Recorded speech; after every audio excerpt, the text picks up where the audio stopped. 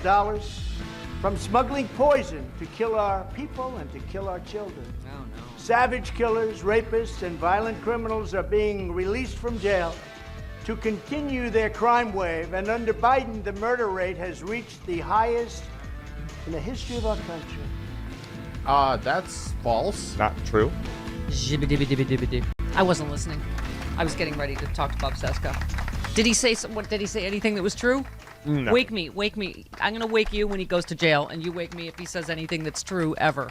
One time, ever. Okay.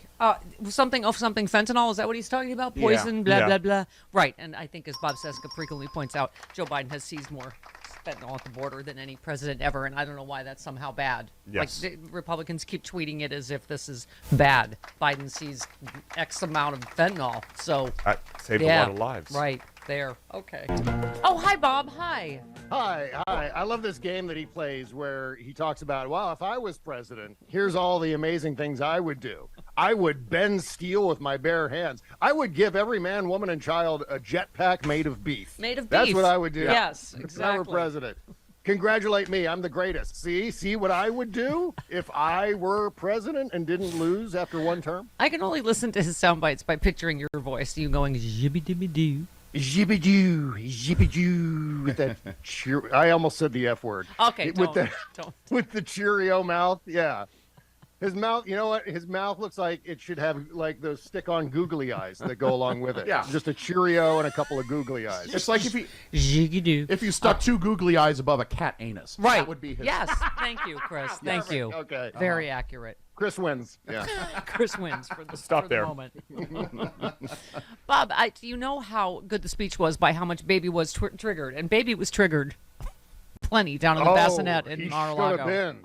Because that was a hell of a thing last night. Yeah. Absolutely. Yeah. I've never seen anything like that before. I've Yeah. never seen a State of the Union like that before, where a president actually negotiated with the Republicans and won. rabbit season, duck season them into agreeing to never touch Social Security. That was an amazing thing. That's exactly what I he use did. that all the time, that rabbit season, duck season thing. But that's exactly what he did last night. Yeah. He got the rabbit season, no, duck season, fire. And that's what they did. Walked right into it. Marjorie Taylor Greene, like the sucker she is, like the idiot she is, took the bait right away, yelling with her Cruella de Vil ensemble, like liar, the president liar. Just created an entire rake factory on the House floor. Just a rake factory that just they kept stepping on. Okay.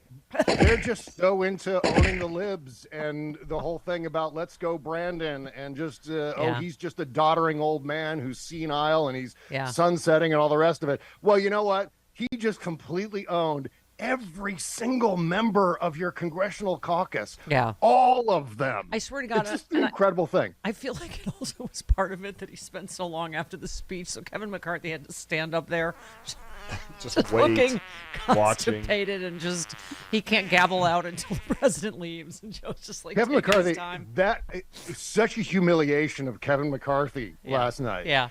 Lawrence O'Donnell's post speech commentary was amazing because he's just like, well, Kevin McCarthy might as well go home for the rest of the year because he's just lost every budget debate that's going to be had between now and the next time they have to do it.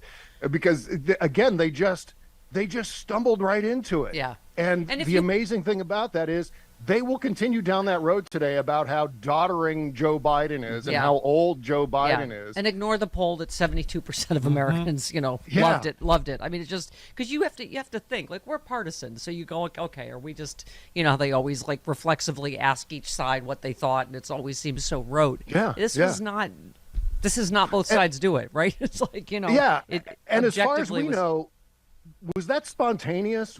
Has there been any reporting as to whether or not he planned to paint them into a corner on Social Security? No, because I think the heckling caused it. I mean, the heckling allowed him to do it. I think it was spontaneous. Yeah. I think he did that off the cuff. That's just Joe Biden, who has, as long as I've been alive, Joe Biden has been a creature of the Hill. I mean, he knows how Congress functions, and he knows which dials to turn to screw them up. I said it reminds me of Louis Black when like right-wing callers come for him when he's in studio here. And it's just like, Marjorie Taylor Greene, don't come for Joe Biden with your one brain cell. Right. She's like the dumbest, drunkest heckler at the Yuck Yucks. right? I mean, yeah, exactly. He must have taken a big dose of gamma radiation before the speech last night, because it was Brandon's smash for an hour and a half. Yeah. Well, I love that. As you said on Twitter, not on his side, Kevin McCarthy and Donald Trump created 30% of the current debt to benefit the wealthiest Americans. Now he wants poor and middle class Americans to pay for it with punitive spending cuts. Well, that's what I'm saying. None of the facts or figures are on their side. So, all Joe Biden had to do is state. I mean, how else do you spin? What was the original? I don't even remember. 7% unemployment? We're at 3.4? Yeah. Like, how do you of course. spin that any other way, right? All of the major economic indicators are going the way of Joe Biden right now. But going to the speech last night, as soon as he mentioned that, as soon as he said, well, Donald Trump and the Republicans created 25% of the national debt, then they were all flinging their poop like the poop flinging monkeys they are, and yelling and acting out and being little children instead of being, elected members of an exclusive club of just 535 Americans. I wish they would show it. I wish they would betray that. I wish they would portray that status that they've reached. But I'm okay that they didn't, because the entire world got to watch them act like idiots. Speaking of polls, I mean, I know now we're citing this poll, but as you said, this poll showing like most Democrats don't want Biden to run, or young Democrats aren't going to vote for him. You said this is the same poll that says Dems don't want Biden to run again. If it's not an outlier, let's not wait for the White House or DNC. As I've said many times before, the accomplishments are out there. We just need to circulate. Yeah, I mean, it's hard to tell this early on, like what these polls are about. When you see 60% of Americans, don't think he's accomplished much. When it's just, again, it's hard to even list everything he's accomplished. Right. Mm-hmm. Well, given the stakes, what I would like every Democrat listening to us right now to do is, instead of tweeting about when are the Democrats going to improve their messaging, where's the Democratic messaging, instead of tweeting that all day long, tweet the message, tweet the things that he's done.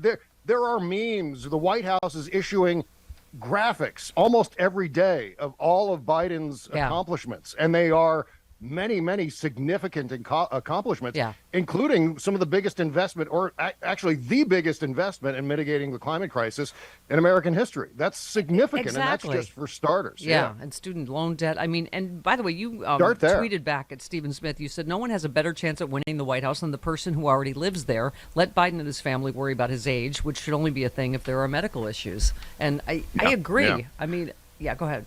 Once again, instead of rending our garments over Biden is old, how about spending that capital, spending that bandwidth on saying something positive about what Joe Biden has accomplished? And again, as long as he is interested in continuing to be president, and he's up for another run for president, that's really up to him. That's him and his family and his doctors and whatever. And I was going